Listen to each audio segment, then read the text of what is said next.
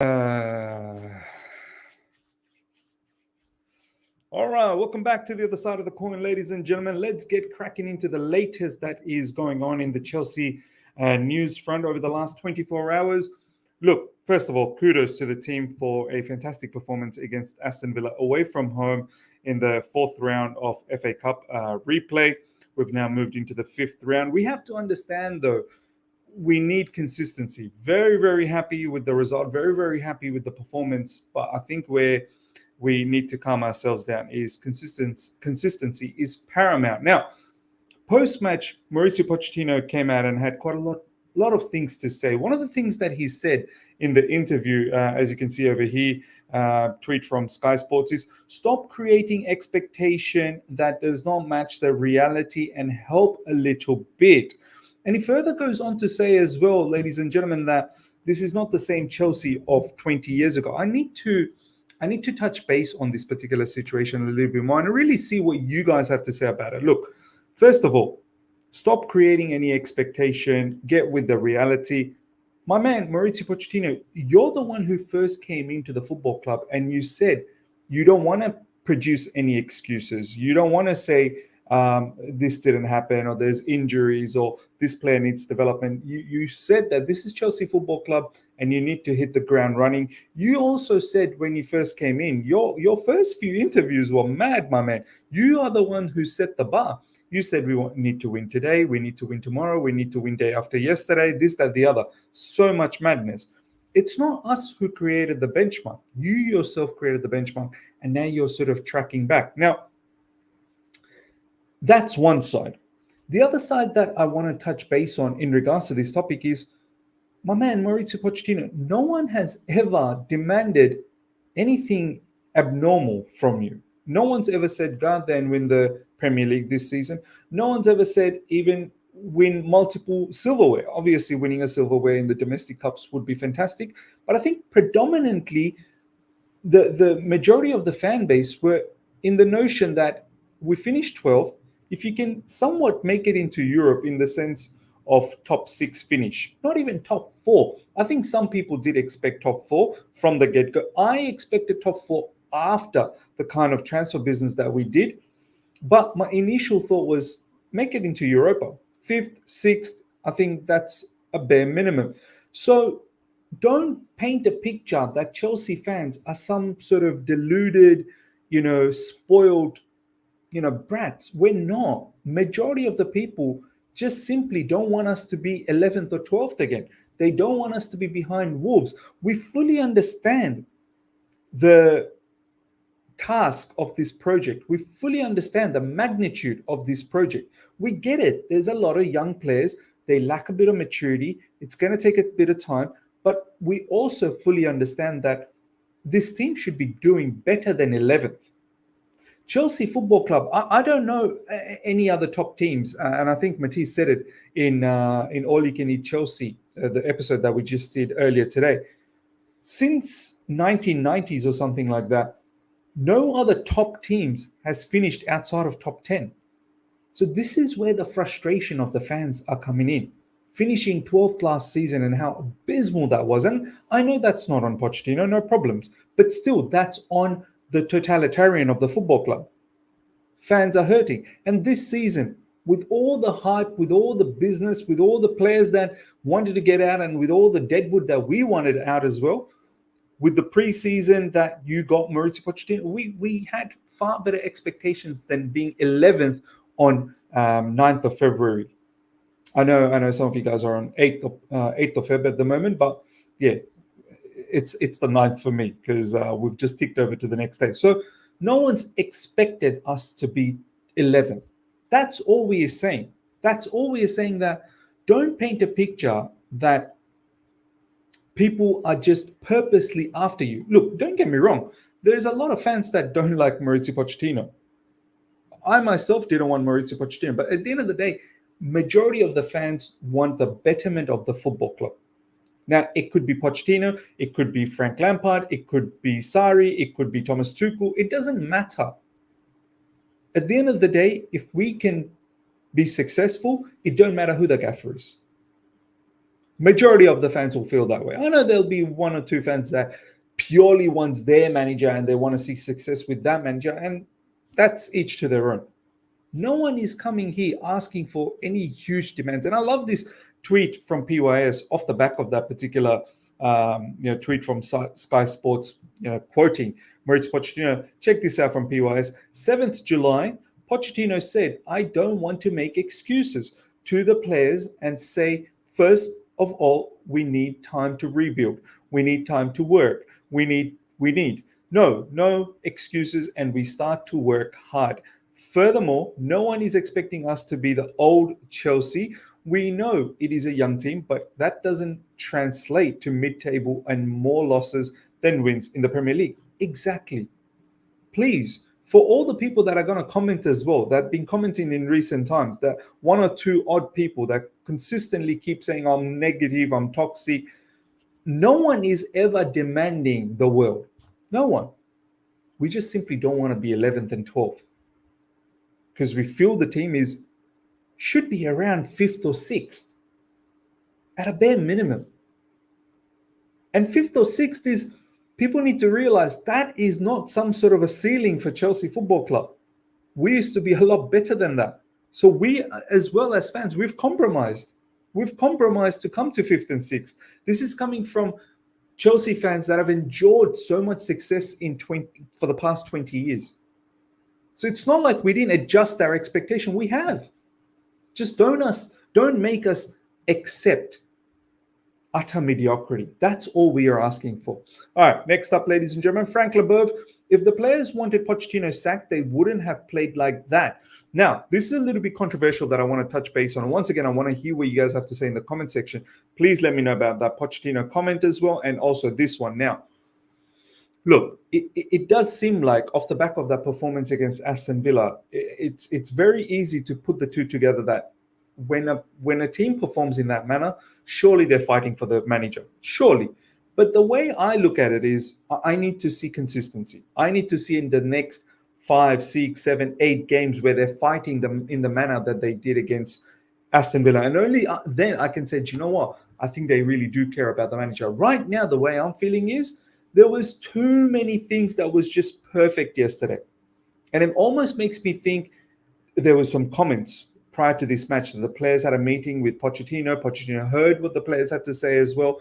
It almost makes me think that the players came out together and told Poch what is their strengths, what is their weaknesses, what's going to work best. Because we have seen all throughout this season, Poch, how he operates in midfield.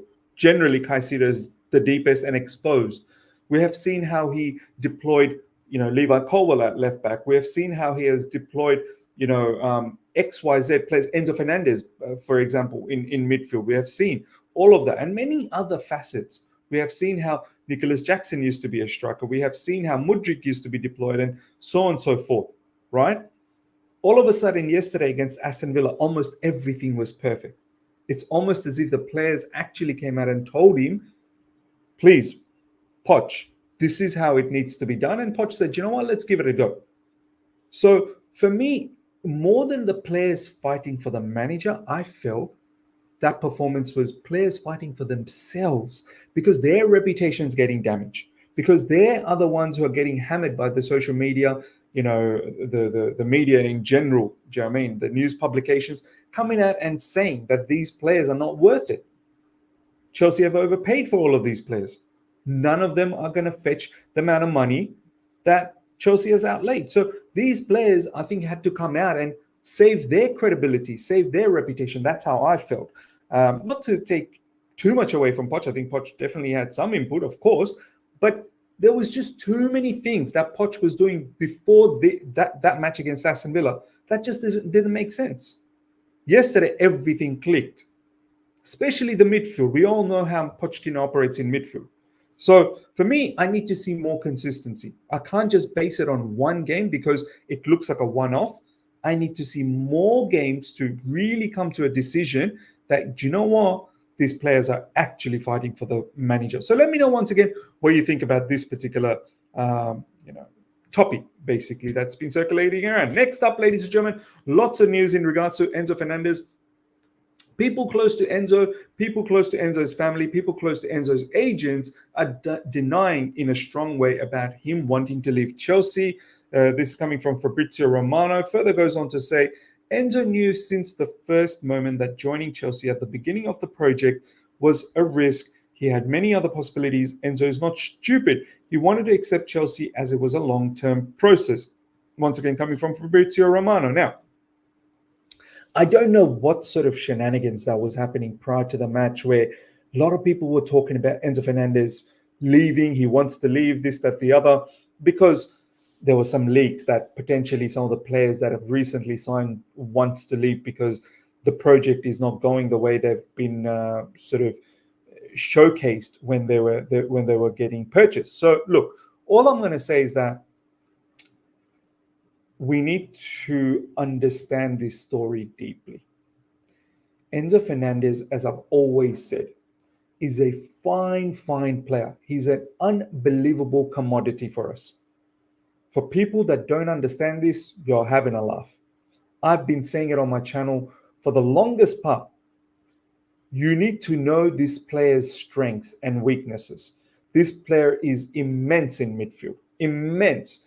So far, under Pochettino, has not been deployed correctly. Deploy him correctly and watch our football club team do so much better. I'm telling you right now, if you play to Enzo Fernandez's strength most of the times, the midfield will be under control. It will allow the defenders to be a little bit more relaxed, and it will also open up the attack. We will win a lot more games if we play to Enzo Fernandez's strengths, because he is one of the best that we have in midfield. Now, having said that, Enzo Fernandez, let me tell you something. For all the people that keep saying, oh, well, you know, no one's going to buy him. He's not going. He may not be going now. Don't worry about that. Right now, Enzo Fernandez is going nowhere. I think he's properly focused on Chelsea. I don't think there is any intentions to leave. However, if Chelsea, just understand this, I'm not saying this that this is what Enzo wants, but I'm putting out a punt out there, and I think this punt might be right. If Chelsea Football Club continue to be mediocre, 12th, 11th, 10th, Enzo Fernandez has already seen one season of 12th, and he's potentially going to see another season of, I don't know, 10th, 11th, unless we somehow flip this season around. So I'm expecting this season to be abysmal again. Enzo Fernandez, I kid you not, will not accept another season next season where Chelsea are in the bottom half of the table. And then he will kick up a fuss. He will kick up a fuss because he's too good. He's way too good. He doesn't want his best years of his footballing life to go down the drain like this. We have to understand. We have to put the two together. This guy's a supreme talent. He wants to be achieving the highest one. He wants to be playing Champions League football. It's as simple as that. A player of Enzo's caliber should be playing Champions League football because that's where the creme de la creme, do you know what I mean? Those are the ones that play there. So, yes, he's not leaving now. Yes, some of these rumors are BS, but Chelsea continue playing the way you have been for the past 2 seasons. Believe me, he will try and make a move. So, once again, ladies and gentlemen, let me know. Let me know what your thoughts are. Will Enzo ever want to leave Chelsea Football Club? Is that even a possibility? Or do you think, no, never? Regardless of how Chelsea are doing, Enzo Fernandez will always stay with us. So let me know. Next up, ladies and gentlemen, another topic that is so dear to me. And once again, I want to know how you guys feeling about this. Not happy at all with the amount of anti-Silva tweets. So this is PYS basically tweeting out his opinion. I'm seeing after one win, Desarcy and Buddy Shield did well last night, but somehow some show respect, please. Silva, all things considered, has been an outstanding signing for us, and he's still a top defender, some people. So, look, you guys would have seen the amount of disrespect that Thiago Silva has been copying since yesterday's victory against Aston Villa, and a lot to do with Bel Silva. Now, let me make something very, very clear. Some people look at that Bel Silva's tweet and go, oh my gosh, she shouldn't have done this. And look, oh, that aged well, didn't it? Look what you did, and your husband got demoted into the bench, and Chelsea end up winning. Maybe the change that you were looking for, Bel Silva, was that your husband get dropped. This is so nonsense. Bel Silva, ladies and gentlemen, did what all of us were thinking. At the end of the day, she's a fan as well, and there's that much she can take as a fan.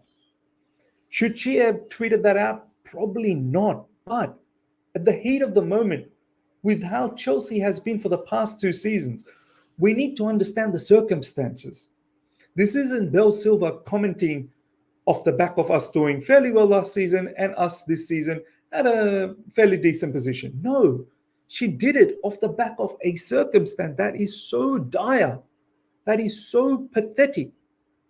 She felt her back was against the wall. She had to say this. We have to understand the outburst didn't happen just for the sake of it. The outburst happened because the situation is a mad one. That's why she's come out and said what she did, which is change needs to be made immediately. And obviously that tweet didn't help her because her husband got dropped. And I wouldn't even look at it as he got dropped permanently or anything like that. We also have to understand that Thiago Silva should not be playing the amount of games he's been playing. I think we all agreed off the back of last season, start of this season, that Thiago Silva, with his age, he's still like, touch wood, like so fit for a 39-year-old. But there is no way he should be playing almost every single game. He's not there at the moment in terms of pace. He still reads the game better than anyone else. But pace is something that will be difficult for him. And once again, I get to the whole situation that our defensive setup. Mauricio Pochettino has, the way he's left Caicedo exposed in midfield, there's been times where Thiago Silva has been asked to do some crazy stuff, which Thiago Silva at the age of 39 is incapable of doing. So blame once again, Pochettino, the way you've been setting up the defense. Is it wise to have a high line with CB so spread apart, allowing so much space in between, and asking Thiago Silva to chase down everything? So all of that, we need to understand. For me, Thiago Silva, he's done so much for our football club, man. So much. We shouldn't be going out there and disrespecting this brother. He came in at an age where he was already too old. But the way he defended for us, Champions League victory, Club World Cup, and so many more. Do you know what I mean? Finals that he's reached. Should have won more silverware. He's got one more opportunity against Liverpool coming up soon. Thiago Silva, for me, I know the word legend gets thrown around. Maybe he's not a legend of the football club. Maybe he gets very close. But cult hero for sure. We need to understand as a fan base, don't be bashing these players, man. Especially the ilk of Thiago Silva. That's just my perspective. I think too much disrespect going towards Thiago Silva. I think you can be critical about his game. He's not been good, but much like all the other CBs. Which CB has been good? Buddy Shield has been so shaky. So shaky. Disasi has been shaky as well. In the last probably few games, Disasi has been very good. But overall, he's been shaky. Levi Colwell has been shaky. So let me know your thoughts, ladies and gentlemen, in regards to that. Last but not least, check this out. This news, this is a madness. This is a total madness. Exclusive blue cards to be introduced for football sin bins, with players removed from the field for 10 minutes for cynical fouls or dissent. Apparently, this is going to be used next season, ladies and gentlemen, for FA Cup as a trial basis. But blue cards? What's a yellow card now then? If you're going to introduce blue cards where you're going to do that for cynical fouls and dissent, and you're going to have them gone for 10 minutes, that's a substantial amount of time. What's yellow card then? Because blue card seems to be quite detrimental, quite damaging. Yellow card, you probably would be happy to pick up a yellow card. You don't want to get sin bin for 10 minutes. In an era where there is so much confusion about refereeing, VAR, this, that, the other, there's controversial decisions, you want to put another layer of controversy. You want to put another layer of, complicated matter, complex situation. We can't even do the basics right. And now we want to introduce a blue card. Come on, man.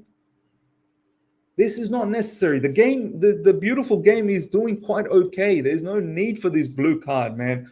Let me know your thoughts, ladies and gentlemen. I feel like it's a bit mad, this whole blue card situation. But this is the end of today's Chelsea news. Let me know in the comment section how you felt about everything we spoke about, especially Pochettino's comments, Enzo Fernandez's situation, and Thiago Silva's disrespect that he's been getting in social media. Would love to see how you guys feel about all of this in the comment section. Smash up the like button. If you're here for the first time, subscribe. Hit the bell notification to stay in touch with all my content. I shall see you guys for a members call-in tomorrow, early-ish UK time, maybe around 9:30, 10 a.m. UK time. So do check out for that. Until then, everyone, take care and see you.